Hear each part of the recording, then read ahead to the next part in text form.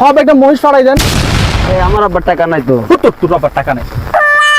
আব্বা আব্বা না না না না না না, আপনার মেয়ে বলতেছে ছাগলের মাংস খেতে পারে না।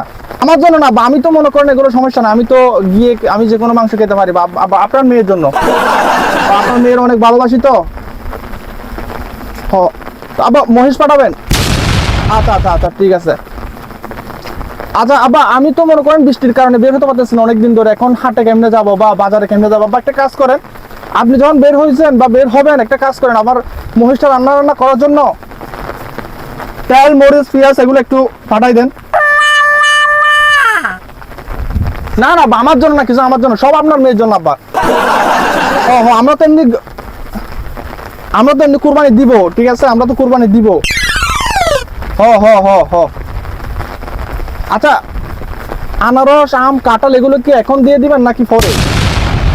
আম কাঁঠাল এগুলো এখন দিতে বলবো? না না, আব্বার টাকা নাই। তোর আব্বার টাকা নেই। আব্বা আপনার মেয়ে বলতেছে, হ্যাঁ আপনার মেয়ে বলতেছে আম কাঁঠাল এগুলো এখন দিয়ে দেওয়ার জন্য। না না আব্বা, আপনি মনে করেন এক জায়গাতে গরু ফাটাবেন তো, এখন গাড়ি ভাড়া বেশি হয়ে যাবে না, 2বার হলে গাড়ি ভাড়া বেশি হয়ে যাবে আব্বা, ওই জন্য আপনার ভালোর জন্য আর কি। আমরা তো মনে করেন, আমি তো আব্বা আপনাদের সবসময় আপনার ভালোই চাই।